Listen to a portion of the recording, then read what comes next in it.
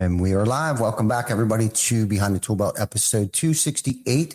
I am your host, Ty Cobb Backer. Thank you for joining us on this Wednesday edition. Today, we have another special guest. Stay tuned.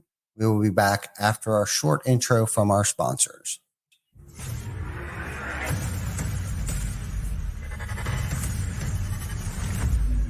TC Backer. Roofing, siding, windows, gutters, solar. Roofing, siding, windows, gutters, solar. TC Backer.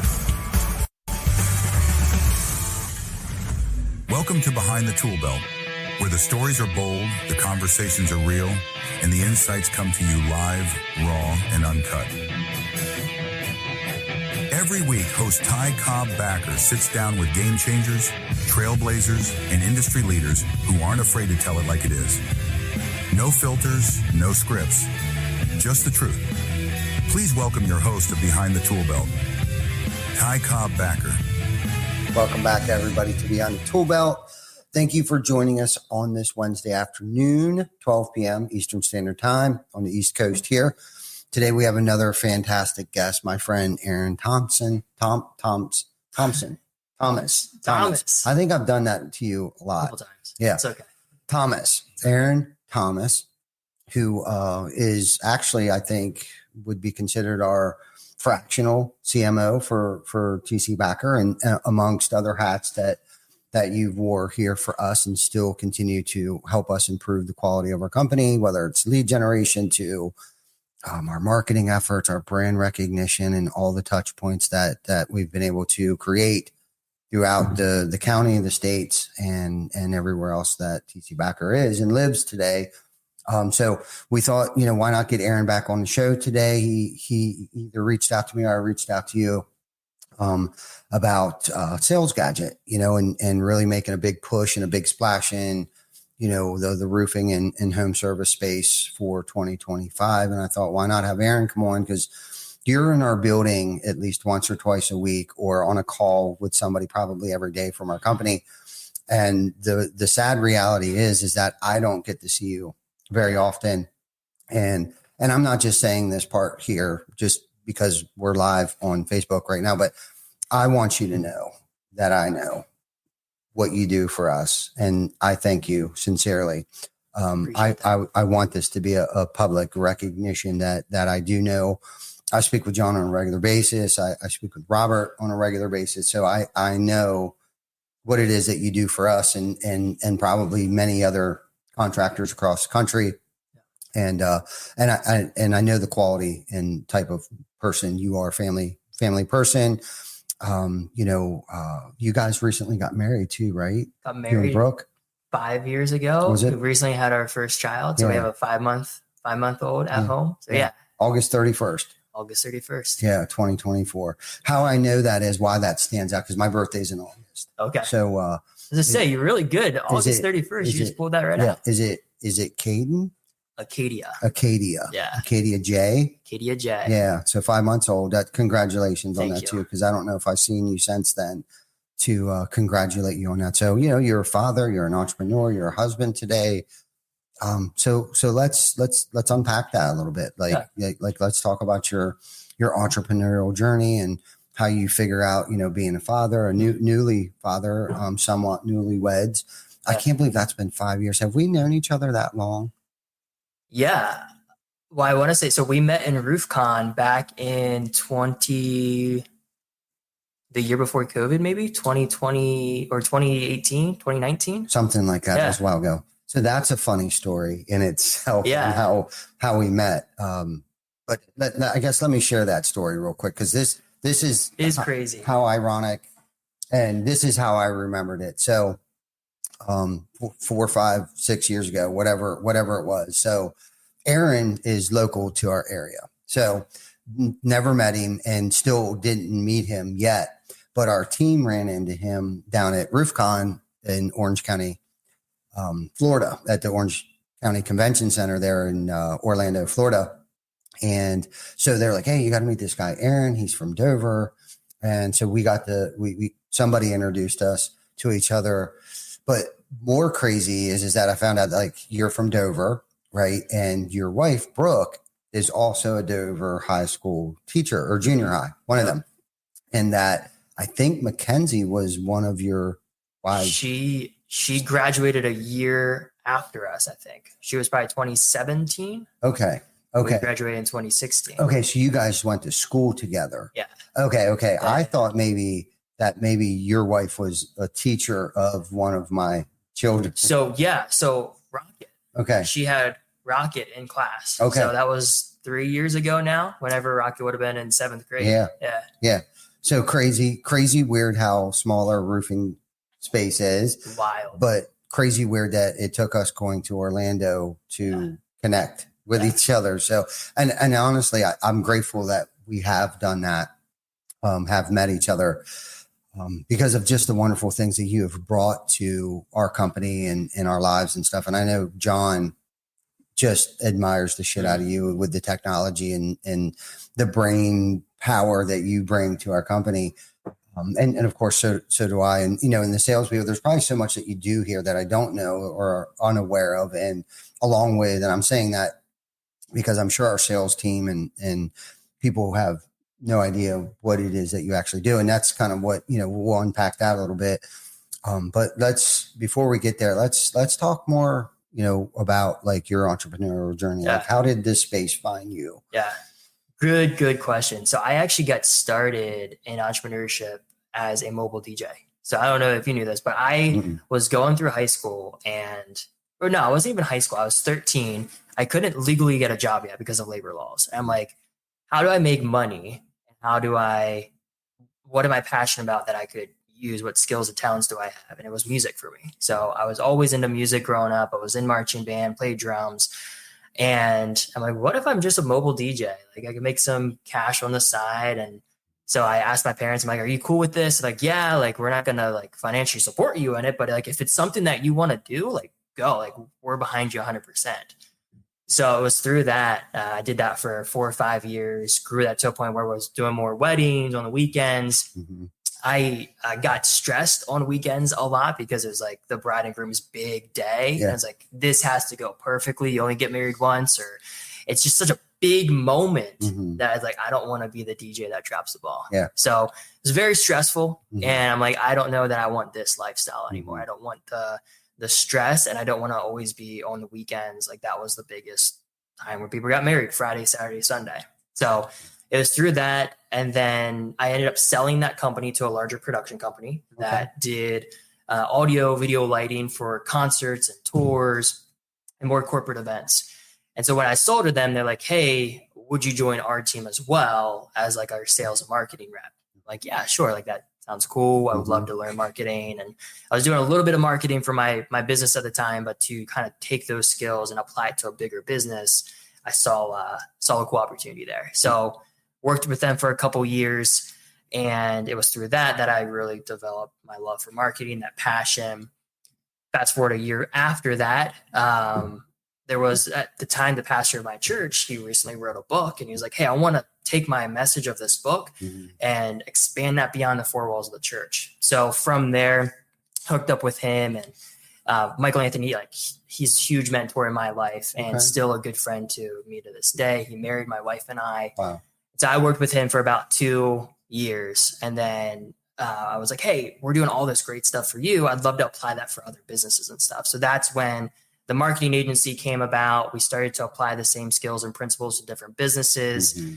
I love the home services space. We bought our house as a fixer-upper, did a lot of the renovations ourselves.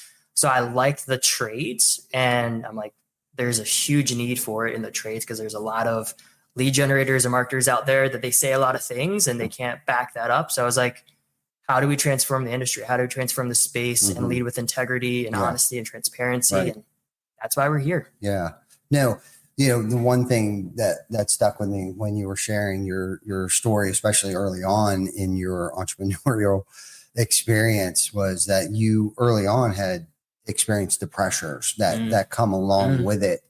And I can't even imagine at 13 years old, I grew up, in a family owned and operated bar, restaurant, catering business. And And I remember my parents, because they catered a lot of weddings and a lot of receptions and all kinds of things like that, and how perfect everything had to be, from how we looked to how we presented the food. And my mom was had been to culinary school and things like that after, as an adult and stuff like that. But just so she wanted to, sharpen her skills and stuff like that. So, okay. So your church, Anthony, I'm familiar with him. I'm aware. I know. Yeah. Okay. I know who he is. I think, my friend Eric Brewer, I think they had a leak at their church over off of, Blooming. What's the road over there? It was in York, New Salem. Okay.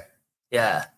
York, New Salem. Well, maybe he's moved churches or congregations or something like that. But I'm pretty sure I'm aware of that gentleman. But anyhow, I've only heard good things about that. So you got to experience that pressure of entrepreneurship early on in your your career, and then you moved into the marketing space and stuff like that. But what kept you, once you experienced that pressure, what made you want to continue feeling that? Yeah, that's a really good question. For me, it was like, I fell in love. Like, I still love the concept of owning a business. Mm-hmm. Like, being in business for yourself, you can set your own schedule. You can kind of create, like, I would classify myself as a creative. So being able to create something and be proud of it. Mm-hmm. And for me, it wasn't necessarily that the entrepreneurship itself at that time was stressful. I associated it with the wedding side of things that was stressful, because everything needed to be perfect for that one day. Yes. So I'm like, okay, well, how do I still be an entrepreneur, but not have the stress and pressure of that specific industry? Mm-hmm. Now, hindsight being 2020, like, that stress and pressure doesn't go away. Like, it's always there in entrepreneurship. But I think I just really fell in love from an early age, like the ability to create something and to be proud of it and not have someone to tell you when you have to show up for work, and just that freedom and flexible lifestyle and doing what you want. Yeah. That's something I think, a lot of people, that's why they get into entrepreneurship right away. They want to start a business because they think, they're going to have that freedom out of the gate. And some companies may start out that way, where the owner, has that freedom and stuff like that. But do you feel like, have you gotten that freedom yet? Or have you, did you start out where it's like, I had that freedom, or do you feel like your business still kind of owns you at times? Does that ever go away? Yeah, good question. And I think it's different seasons of business too. Like, there's a time period where it was just myself. Like, I was the guy. So I was doing all the web design. I was doing the SEO. I was doing all the lead gen. I didn't have a team behind me. So at that point, there was definitely some stress, because I was managing everything. And like, if balls were being dropped with the clients, like, it was my ownership. I have to step up and make sure that it's being taken care of. I think right now, what I'm experiencing is a different type of stress and pressure with, how do we grow a team? Like, we're hiring like crazy. We're training new people like crazy. And it's like, there's a different type of stress and overwhelm now. Yeah.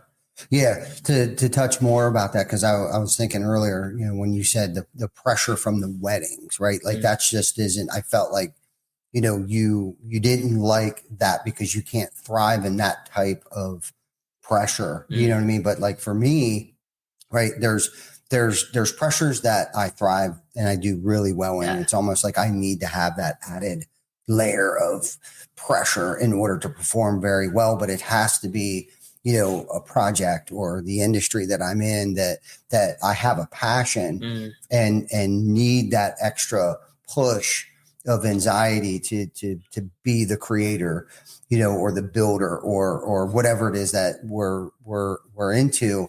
So it sounds like early on you were able to find like that niche where you can actually thrive in that controlled chaos and be creative within that controlled chaos.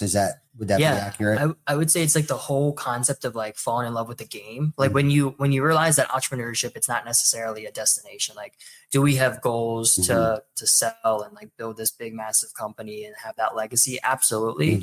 But it's falling in love with the journey of the game and like waking up knowing that, how do I hire the right people? How do I train them to make sure that our clients are being taken care of? But also, like, how do I get my time back? So I'm just recently been finishing up a book, Dan Martell, Buy Back Your Time. Love that book. Completely changed the way that I thought about business. Yeah, right. And it was from reading that book. Since reading that book, we've made 4 or 5 new hires within the last month. Yeah. And it's been crazy because at first I'm always like, do I want a big company? Because big companies sound stressful. Managing large teams, 100+ employees, like, do I desire that? And in his book, he's like, no, the reason why you want to build a big business is so that you can have the freedom. Because if you have a big business and you have a team and you can delegate, then you buy back your time and you have that freedom. Yeah. So that completely changed. Yeah, that's such a good book. And there was a term or a phrase that he used, like, don't hire to like fix your problems, you know, but hire to, or to make more money, but you're hiring to buy back your time. Yeah. Yep. You know, and that's such a good philosophy, because I think a lot of times, like, you know, early on for me, I would hire people thinking that they would solve my issues. You know what I mean? But trying to find the right person who may be smarter than me in certain aspects of things, or can just do it better than the way that I'm doing it now, is it's hard to determine if you're hiring the right people. Or, you know, one of the biggest things that I struggled with was keeping the wrong people around too long. Yeah. Right. So, and of course you live and you learn, and you crash and you burn. Right. And you make a lot of mistakes along the way. And, you know, but I think, you know, that sense of freedom that I get from just, you know, the entrepreneurship journey that I've been on isn't necessarily the amount of time that I've gotten back, but maybe from the sense of accomplishment, right? Like, you know, because today it's more so about like developing people and creating co-leaders and things like that. Those are the things that I kind of nerd out on. And that's just the season that I'm in. I'm not saying that like that's what your focus needs to be early on in entrepreneurship. I think it's more of a hustle and grind, and let's get this thing, you know, built out and then get the framework built, so then we can easily duplicate this, so I can find a replacement for myself in certain aspects of the task that I'm, you know, putting myself through. And I mean through, because I put myself through a lot of stuff early on, and still do at times. Like, I'll still start other ventures. Right. And I know not to hold on to it as long as I used to, because that was a lot of my problem is that I thought nobody could do it as good as me. This is my baby. I put the blood, sweat, and tears into it. But today it's kind of like, I know I can sense when it's becoming too much for me with all of the other irons in the fire that I have. So it's kind of like, okay, do I have this documented well enough in order to pass this off to somebody else? And why that's so important is because I've ran business with everything up here. Right. And what happened to me from doing that is, you know, nobody knew what else was going on. Right. They didn't know, like, everything was so inconsistent, and I was inconsistent because I didn't document. I didn't even write it down. It was basically off of feel and intuition. And we're just going to go this direction today, and we're going to do that tomorrow. And then I'd show up for work the next day and it would totally change. So everybody was kind of sort of waiting outside my office door, waiting for me to tell them what to do, opposed to me training them on how to think for themselves on their own. Right. But I was teaching them, basically training them how to, you know, what to think, not how to think, if that makes sense. And until I started to really like create the framework, like the 20% piece of it. And I think he might even talk about that, and then hand that off to them and let them build out the 80% of it, you know, but then following back up with them too, because I think a lot of times people think delegating means just pawning things off and forgetting about it. Yeah. And then circling back in 6 months, wondering why nothing moved forward, or it was done wrong or inaccurate. But then you also got to realize too, there's also more than one way to do something too. So there's a fine line of critiquing somebody, right? And taking the wind out of their sails, or encouraging them, like, wow, I really love your thought behind this. I would have never did it that way.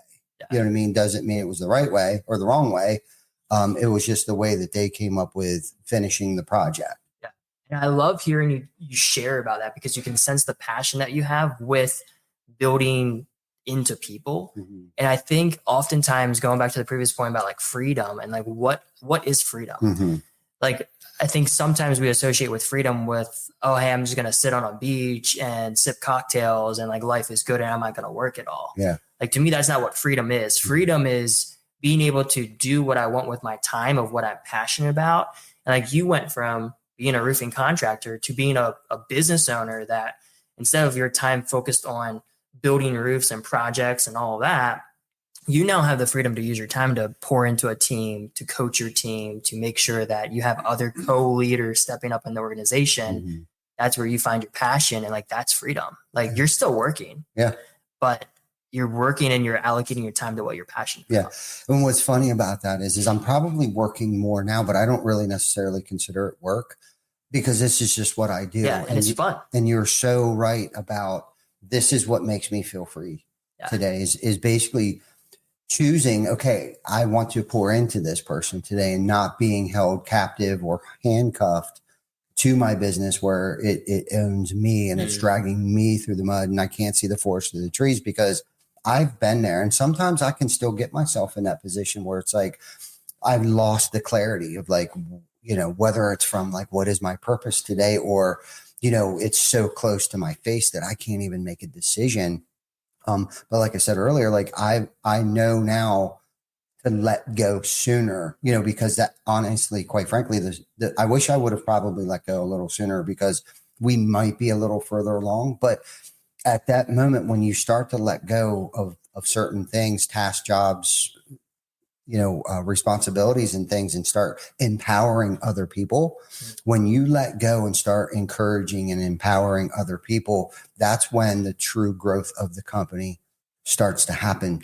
Not just because you gave it to somebody else and they can do it a lot quicker, but through some of the errors and mistakes that I've made and then allow them to make, then not only are we learning from the mistakes, but we are both now learning, you know, from those mistakes. And you got to leave a lot of room and become callous that mistakes are going to happen, and not be so judgmental, and have empathy for those that might be making those mistakes, that truly want to do a good job, but made a mistake, because that's where growth happens, right? And knows pain. And if they love what they do, they're going to take it to heart that, oh, I screwed up, right? But they're going to learn.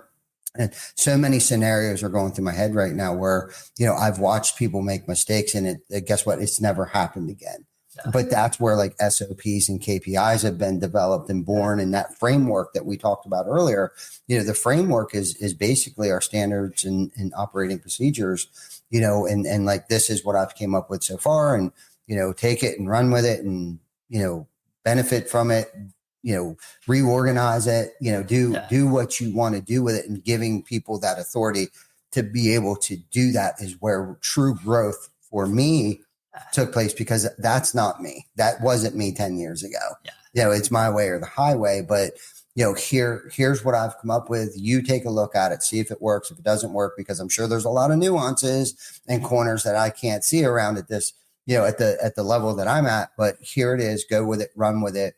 Tell me what you think, and let's reconnect in a week or so. You know what I mean? But no, that's good. And I love business, right? I love such a fun game. It is. I was just thinking that we're getting ready to kind of redesign some internal things, and you know, for the past couple of weeks, I've been really nerding out on, you know, certain things of how we track certain things, and most of it's financials and stuff like that. And I find it so interesting, you know, to be in the place that I am right now. Like, there are some things that are probably pretty obvious that weren't so obvious to me earlier on, but are obvious to me today, right? That as I'm going through and I'm drawing these things out, and I kind of showed Vic a picture of how we're going to manage, you know, our finances and stuff, that is so much different than it was when I first got into business, and the leverage that I have today with financial institutes and different opportunities that I've been presented because of being in business as long as we have been, or the trust that I've gained with financial institutes and the credit that we have. Like, just all of these things, how things are so much different today that one, there are so many different things that we don't utilize that we need to start utilizing if we want to become, the organization that I think I see the vision for. Sure. Right. We need help from other organizations. We need more people. We need to make sure that we have the right people in the seats on the bus. Right. And thinking, because a lot of this went back 6-9 months ago where I was getting ready for 2025. Like literally, we were talking about our marketing efforts, our brand awareness, the products that we were going to use. And a lot of people are thinking about that stuff right now. Yeah. And it is my job today as the chief energy officer is to, have those projections, whether they're financial projections, and how, not just that, but how are we going to achieve them, and have it broken out per quarter, per month, on average, weekly, like all of these things. And when you start really drilling down into that stuff, and that for me is the fun part. Like it just kind of gave me goosebumps just thinking about it, and then pulling these levers and hitting these buttons and then watching it come to fruition. The next day, the week. Some things take an entire quarter to find out if you made the right decision or not. But it's so much like the thrill of the kill or the hunt, kind of feeling that I get and gain. And it's like, I don't really look at things as problems anymore. I look at it as a challenge, and challenge accepted, more so than, oh my God, we're going to die, kind of thing, especially like going through COVID, like we got through and learned and gained, and really it put us where we are today. Like it was the best thing that ever happened for us, and not necessarily to us. Yeah. I can completely relate to that, especially like we're already digital marketing. And I think COVID had a lot of blessings for us because it opened up the world, and it's allowed the world to be a much smaller place that you don't think twice about doing business with someone across the world or across the country, or hiring somebody, you literally, from a business owner, like I literally get the pick of the best talent in the world. So some of our web designers, some of our coding, and some of our engineers, like they're in India. Some of more of our social media, like Philippines is so strong when it comes to digital marketing frameworks. And so you can go to these different parts of the world, Colombia and Latin America, amazing call centers, amazing people that can do like client success management and stuff. So love that. You get to open up so many different parts of the world. It's so cool to see the different cultures and the different work ethics, and like you're assembling your Avenger team from all over the world. Yeah, man. Which is so cool. It is. It's pretty, so which leads us to, let's talk a little bit more about like what you're doing today with Sales Gadget. Like what is it? Like let me know. I know what it is, I think. You know what I mean? I think I know what, I know what you do for us. I'll put it that way. But I do know you have many other irons in the fire. So let us know tell us what it is that you do. Yeah, for sure. So when we started out in the agency space, we were a full service marketing company, just like any other one. So web design, SEO, lead gen on Facebook, Google, local service ads, pretty much your entire gamut of marketing, right? I believe in an omnipresent approach. I'm not one to just say Facebook is the only thing that works. Go do Facebook. SEO is the only thing to work. You should put all of your money into SEO. At the end of the day, marketing, it works. All platforms work if you work it right. So it was within the last 6 months that we really focused on what are those things that move the needle the furthest for our clients. And it was a combination of all of these different things. It was a combination of Facebook ads, Google ads, SEO, AI with speed to lead, and making sure that we have good communication, reputation management, making sure we're getting those Google reviews. So all of it worked. And it's like, well, how do we package this in a easy to consume way that makes sense?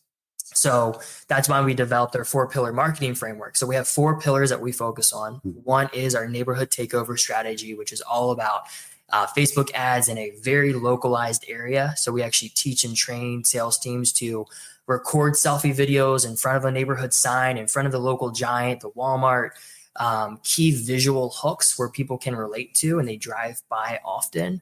They record a selfie video. Hey, we're doing work in the area. John and Mary called us out. They had a leak. Just tell the story and then a quick call to action. So that's neighborhood takeover. That's all about the Facebook ads of it. Pillar number 2 is once we start generating some of those leads, what's the follow-up process? And what we've noticed through seeing our client accounts, there's a lot of leads that come after hours. So you'd be surprised the amount of leads that come in at 6, 7 o'clock at night. Mhm. We even have leads that come in at 12 o'clock midnight. And I was actually looking at one of our client accounts the other day, and he had a lead that came in at 11 p.m. And our AI immediately engaged with them. They were dialoguing back and forth between 11 and 12:30 at night. And then by 12:45, we had a booked appointment with them. Wow. Could be that they were working third shift or different shift work. They're up at different times. So that's the second pillar, is speed to lead. How do we nurture and convert those leads that we're generating into appointments? Third being reputation management, all about Google reviews, your social media presence. And then the last pillar is AI-driven SEO. So what location pages, service pages, blog posts are we creating on your site to make sure that you're ranking? And those money keywords, those roofing contractors in York, roofing companies, York, PA, that type of deal. Wow. Yeah. Wow. So you guys are fully engaged with AI. We love it. We love it. We're building some pretty cool tech. Some of our clients are using it. It's voice AI. So one of the things that we heard in the space is homeowners, they hate how contractors are horrible with communication. They don't answer the phone. They try to call for an estimate. They're not open after hours. It's like if you're doing roof replacements and your average ticket's 20, 25K and you're not answering the phone, that's a lot of missed opportunity. Yeah. So we've developed voice AI that can answer the phone for them, qualify them, get the details about the job and the appointment, and then actually schedule that to the calendar for them. Wow.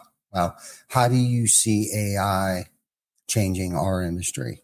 Yeah, I would say it's already had in a major way. So specifically in the roofing space, you see a lot of different AI companies popping up for a variety of things. So one being like I forget the name of the Rilla. Forget the name, like the sales trainer. Yeah. So the fact that you can literally have a wearable device Yeah. that records a conversation and you can train your sales team with AI. You can literally, AI can tap into the best sales trainer in the world, right? And train your team on that. And so that's one really good use case. Our use case is obviously communication. So being able to have really good communication with your homeowners, making sure that the ball is not being dropped, and making sure if they're reaching out to you that if they want an estimate, you make it easy for them to schedule that estimate with you. So there's so many use cases. We're using it for content creation, blog posts, location pages. It's just allowed things. It's allowed you to do so much more in a shorter period of time. Yeah. Before we were paying full-time copywriters to hopefully write a blog post in 5 hours. Now a blog post can be written in 5 seconds. Yeah.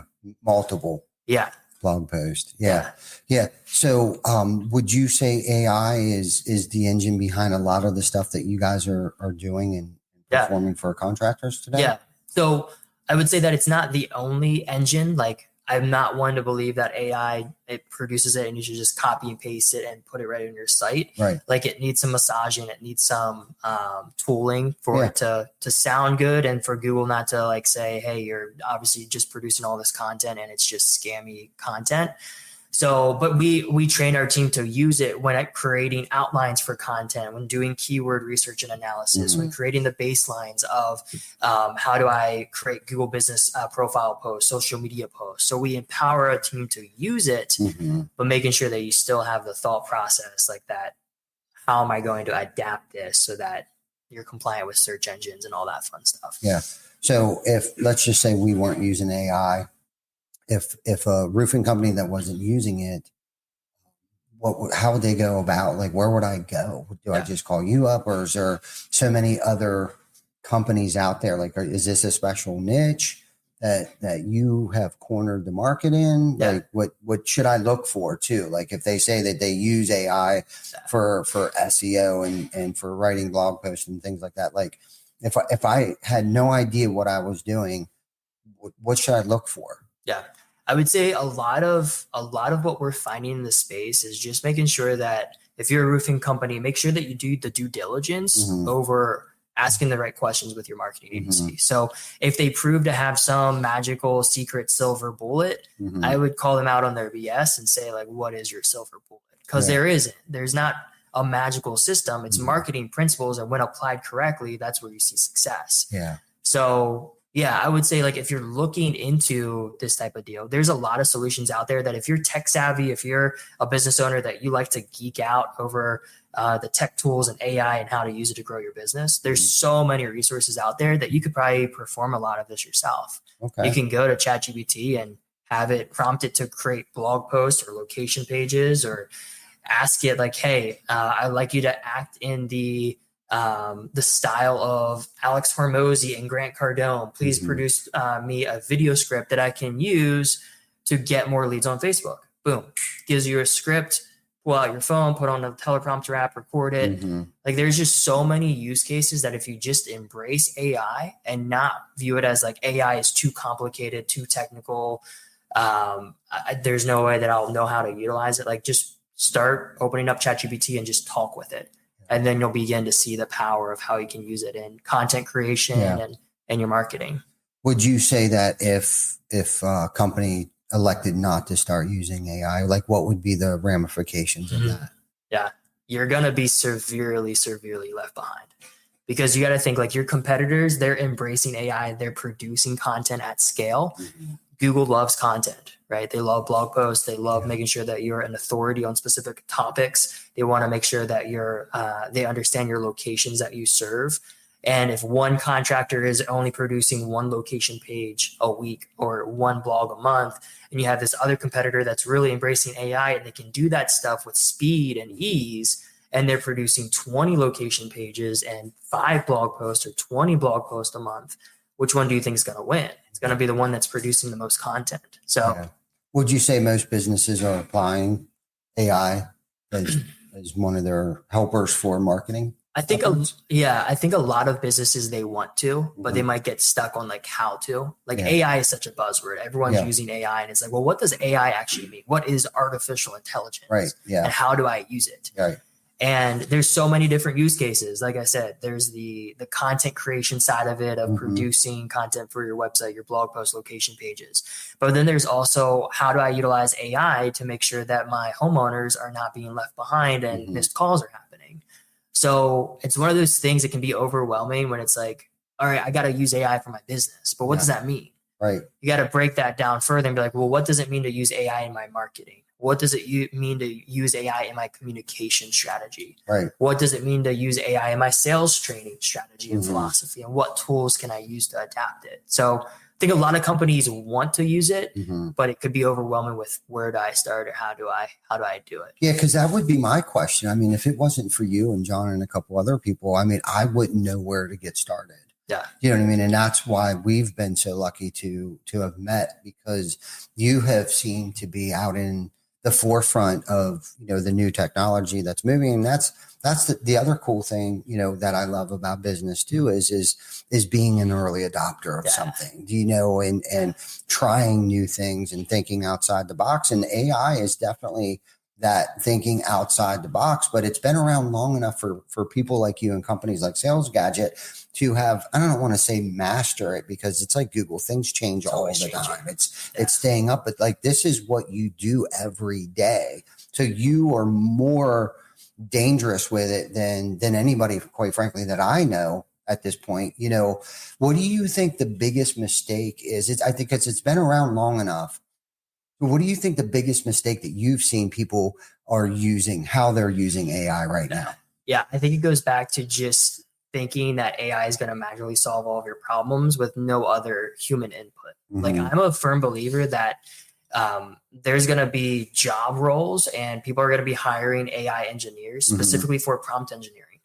How am I talking to AI and how am I using AI to get me the best output? And so if you're someone that's just like, you're using AI just to write content and you're copy and pasting it, there's going to be no unique advantage for you versus your competition. Like, you still have to inject in with your blogs and your pages, like your personal stories, how you help specific homeowners. Like, you still have to have that personal touch. So I think the biggest detriment would be like just utilizing it as a tool that I can just copy and paste and say that that's good enough, and just create all of this content that really doesn't matter in the grand scheme of things. You want to make sure that it is optimized and still using the age-old best practices around SEO and marketing and content creation. Yeah, no, I love that.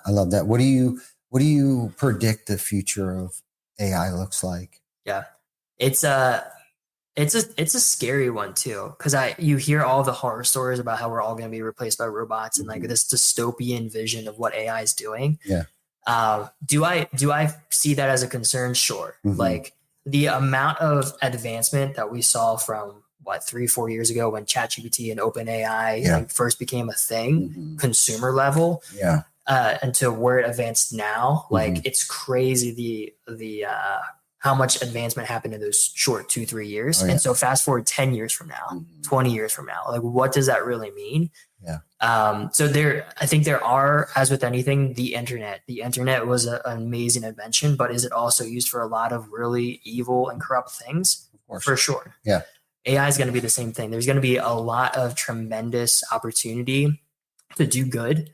I was reading an article the other day about how it's going to be used in the healthcare system, how all of your EMRs, your electronic medical records, if built with AI, it can access all of these different medical records all across the globe. Wow. And so your doctors and specialists can then get diagnoses a lot faster because it's not anymore just locate or depending on their specific knowledge of what they know to be true in the medical space, but it can pull from all of these different diagnoses and cures. And I mean, they're talking about being able to cure cancer and be able to early detect it in DNA and then use that DNA to build a vaccine and then use AI to develop that vaccine for that specific person and their specific DNA within 48 hours. Wow. Like that's what's coming 10, 15 years down the road. Incredible advancement in the healthcare space. So you don't see it replacing. I mean, I'm not saying that there wouldn't be some form of, work that AI couldn't replace, but I guess it's almost like, going to the grocery store and there's that self-checkout. Like you still need someone supervising that. And there's still, people manning the checkout and stuff like that. How do you see Google playing? Like, do you see that affecting, will AI, at least for somebody like me on how I use AI, like I'll ask it a question, right? For something that I need educated on or something like that. And I go to Google all the time and search something. Now that it's becoming like a search engine, right? Like for me to search things, how do you think that's going to affect Google? Yeah, I think right now Google obviously has the market share. Everyone, like if you don't know something, you Google it. And I think we're still early on. I don't know that AI and OpenAI and some of these other AI platforms will truly ever replace Google. Just because Google has a lot of other IP. They have Google Maps, they have their Google business profiles and all that stuff. But we're already seeing how homeowners are going to ChatGPT and say, hey, give me a recommendation of a roofer. It's like, okay, well, how do we have ChatGPT recommend us as a company versus my competitor? Yeah. And it's all search engine optimization. It's all SEO. Yeah. But yeah, I do think that there's going to be more adoption in the space where, especially the younger generation, instead of Googling something, they're just going to put it in ChatGPT because they know that it's a lot more powerful than Google. Yeah. Let's talk a little more about the detriment of it, because, and I'm going to use Garmin and TomTom as an example. Yeah. Going back, showing my age here a little bit. So I remember the Garmin. I'll be honest with you, like even spell check has ruined me. Okay. Like I feel like I'm so illiterate anymore that I can't even think for myself. I can't even drive home without looking it down, even though I don't necessarily have to punch my address in driving from work. But like, I feel like I can't even get across town anymore without my GPS.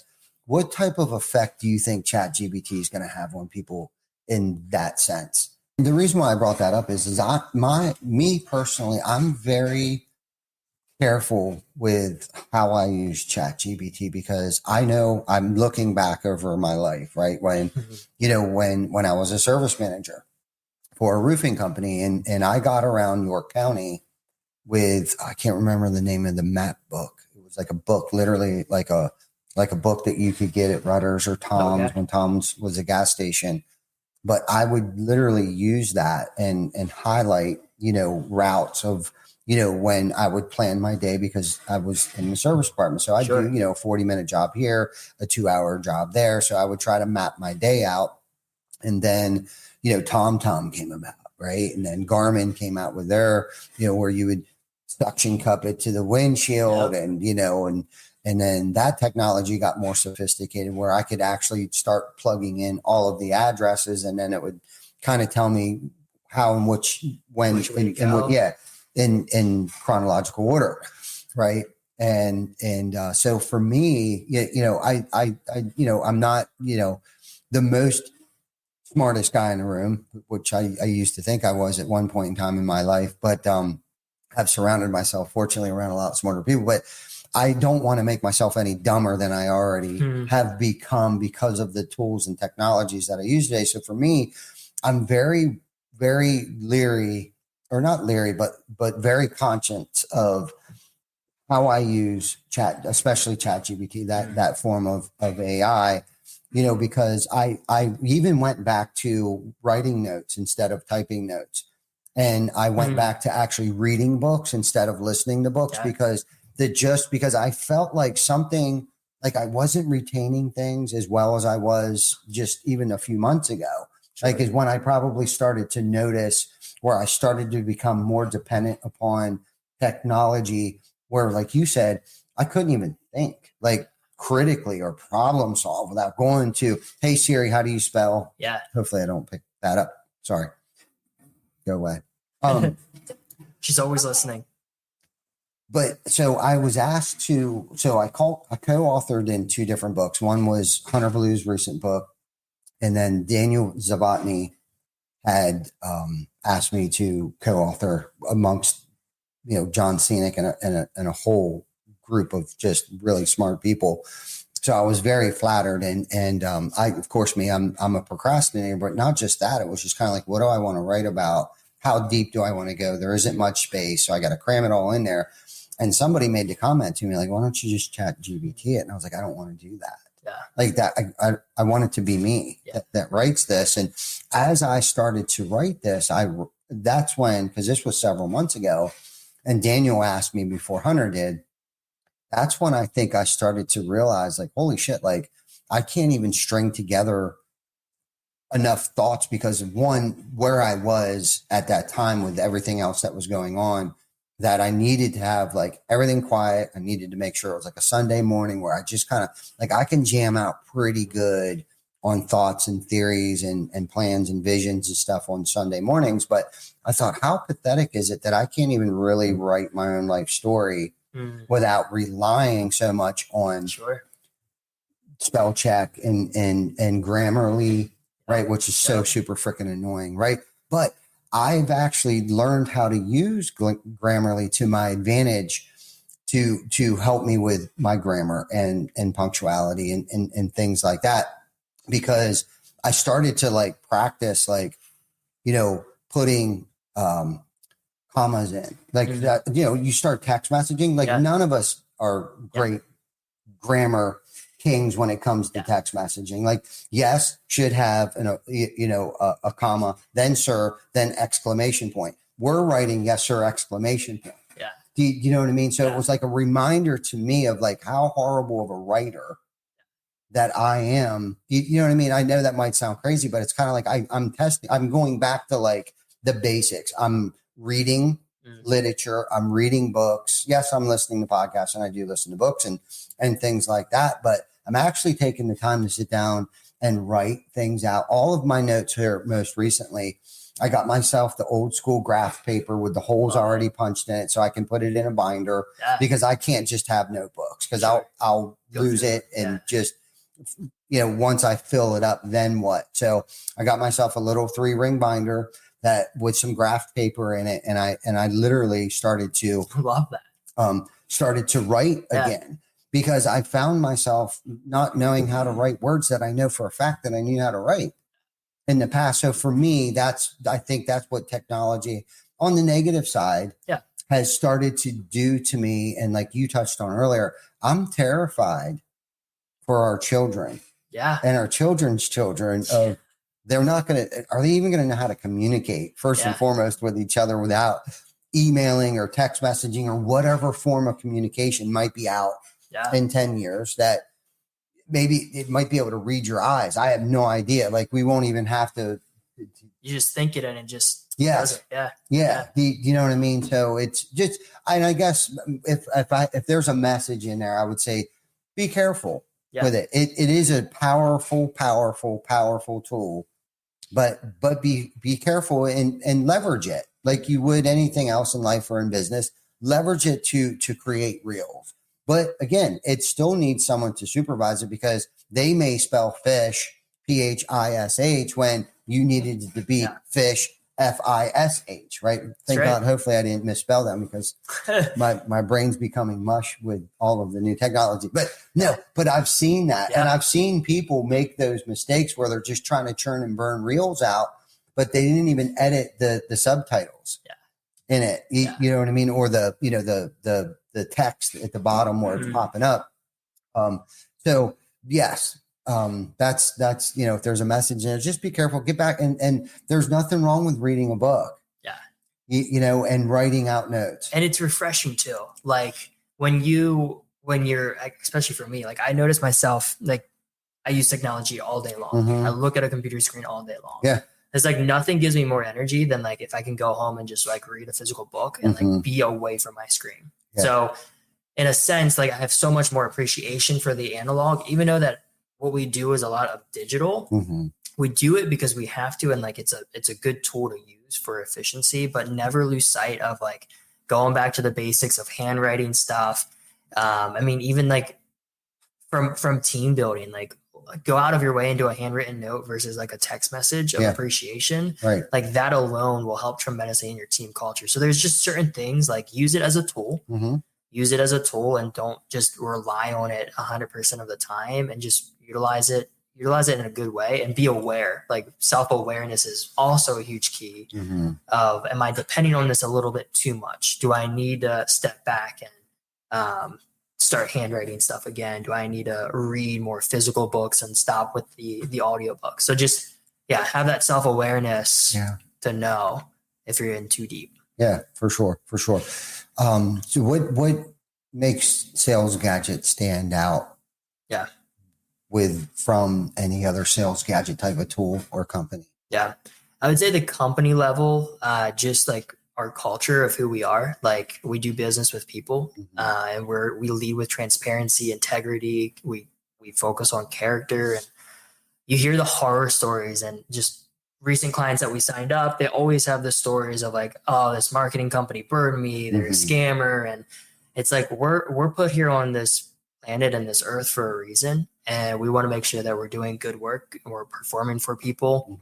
So I would say that's one thing. Like I would much rather make sure that my clients are having a positive experience with us than just cashing a check or swiping a credit card. Yeah. So definitely like the integrity behind what you're doing. But then I would say on the other side is just our innovation. Like I am naturally, I'm a tech geek. I love to geek out on tech, on AI, on new tools, and probably to my team's detriment, because I'm always like, hey, check this out. Like, what do you think? Can we start using this? Right. And I would say that like partnering with us, you're going to get someone who's always on the leading edge. Like we're always looking at what is the latest tool that we can use and apply. And do we see success with it? If we do, then we can go ahead and scale that across the accounts and all that stuff. So nice. Yeah, no, I love that. And I agree with everything that you said. That's my impression. That's what I've experienced. I appreciate that. Yeah. From you, from your team, you have always gone over and beyond for us. And I know that, and you're always there when we need you, for any questions that John may have, or any new campaign that we want to start running or whatever. Like you're top notch for real. Okay. So before we get off here, what would you say is your most rewarding thing about being an entrepreneur? Not a father, but necessarily, and you can go down that way too, but like, what is the most rewarding thing that you get from being in the position that you're in right now? Yeah. I think easily to sum it up is just helping people. Like I was always brought up in a family that like you served others. I grew up in the church. And so volunteering was a big focus of mine. And I think when it comes to like your career endeavors and being an entrepreneur, you get to create, and your product and service gets to serve other people to help them excel and get results and grow their businesses. So I think that's my biggest takeaway is just having a space where I can serve. And like you hear often about like people, are you going to volunteer? What's your volunteerism like? And like you work a 9-to-5 job and like you don't really associate your 9-to-5 with serving others. But I would say that it's all encompassing. When you're at your 9-to-5, you're serving your coworkers, you're serving your team, you're serving, in our case, we're serving our clients. So just being passionate about helping people and giving back and serving and making sure that our clients are being taken care of and that we can just provide a level of experience and expertise in the space that needs it. Yeah. And the beautiful thing about what you just said is that you actually get paid to do what you love, and that's to serve others. And that's something that we talk about a lot at our meetings. It's like, we're here to serve each other. Yeah. Okay. And because that we're good at, what we do is that we get the opportunity to serve our community and impact our communities, and we love what we do. And the crazy part about this is that we get paid to do what we love. And, and it's not about the money, but the catch-22 or the paradox about that is the more that you serve, believe it or not, the more that you get paid. It's true. Do you know what I mean? And that's just the tip, the reward of doing the next right thing, having impact on people's lives and catering to their needs and really sincerely taking care of them in ways that they didn't know were even imaginable at times. And that's definitely what you have done for us. And we were just talking about B&H, which is a place where we get microphones and cameras and stuff from. And great company, great customer service. The customer service is exactly what we were talking about. Like I will order something. And not just how quick but I'm serious. It's like next day. Saturday night. Okay. Saturday, 8 p.m. Okay. Because they close certain hours on Saturday, but they're open on Sundays. So if you order something 8 p.m., 9 o'clock, 10:30, I don't care. Saturday night, it gets processed and is delivered. Now they say Tuesday, but it showed up. Our last stuff is we got the 50th anniversary Rode mics from them. Of course, it's red. They'd only let me buy 2 because they're limited edition, but I'm going to try to sneak in under Vic's account. There you go. Yeah, just create new profiles. Yes, right. I'll order some for you. Yeah, right. But the service is, and years when we started using them quite a few years ago, and it was like, dude, that's the standard. Yeah. Like if we call them and we have questions about any type of equipment, even if we didn't buy it from them, okay, they sell it. They know they have specialists, like, and I don't know where they're at, but they're like, let me put you on hold real quick. Johnny specializes in the Sony, whatever, AX7. And Johnny comes on the phone. He's like, what's happening? Not annoyed, not irritated. We didn't have to wait 30 minutes, like just walks you through, sends you a link. Right, for the owner's manual or a YouTube video or something. Do you know what I mean? And we ordered, I can't remember what it was. And I had to call them. We were down at the other studio, and this a couple of years ago. Man, they walked me through what I think we were having trouble with the Blackmagic camera at that time. Something was going on, and come to find out, I think it was too cold. Because we didn't have heat in our old studio back then. I remember it. And the cameras were getting too cold. Yeah. And he walked us through it. And like when it would warm up, there was, condensation building up on the lens, like just stupid things. But like he helped us through that. And it wasn't even necessarily a technical issue. Yeah. You know what I mean? It was a situational atmosphere situation where he's like, so where are you guys located? We're like, we're probably 4 hours east or west of you guys. We're in York, PA. Oh yeah, New York, PA. Yeah, I got relatives there living here. It was just, and he's like, well, what's the temperature you have? Yeah, and he just thought of everything and crossed every T and dotted every I for us. So, but anyhow, they serve. Yeah, and that guy probably got so much passion from helping you. Like he's like, dude, it brought him joy and gave him energy knowing that he was able to solve your problem. That's how I feel when we go above and beyond for our clients, is that gives me joy and energy that it's like, dude, let's do more of this. I just want to outserve people. Yeah, for sure. Definitely. That's what makes you the most wealthiest. And that's where true success lives. Yeah. is in that. It's not monetarily. It's the fulfillment you feel by helping somebody, right? And especially if you can figure it out, right? Like Johnny did, from the call center from B&H, right? Like that sense of, not commitment, but that satisfaction that he felt of completion, that I can't think of the word that I was looking for, but he felt completed, fulfilled. Yep. And, and that's what I chase today. I chase that feeling of fulfillment and I have passion for it, do I have good days every day? No, some days I do have to take care of myself too, but in order to take care of other people, but that's just that's what business is about. And to have a successful business is finding people's pain points and if you can figure out how to cure things, and ailments and pain for other people, you're going to be super successful no matter what industry you're in. And truly that's what it's about. And if that's your true motives is to help other individuals, dude, listen, I have made some really bad business decisions, just not in order to hurt other people, but let's just say financial decisions where I may have overspent on something, some force, the universe, something has always looked out for us because our intentions were always good. Right. You know what I mean? I don't think you necessarily have to graduate from Harvard business school or anything like that to run a successful business. I think if you're truly passionate about helping other people, the universe just makes sure that you're still relevant later. So true. It makes your wins outweigh your bad decisions. So true. And honestly, I think that's how we did it. That's how we are still here today, is just by doing the next right thing, especially when nobody's watching. Yeah.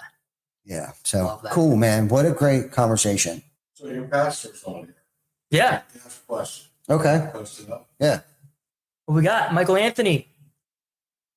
Toughest thing about being a business owner. I would say, definitely for me right now in this season of life is how do you balance entrepreneurship and business ownership with being present with family? We have an incredible 5-month-old at home, and I want to spend all my time with her, but I also know I got to provide for my family too. So it's, what is that healthy balance?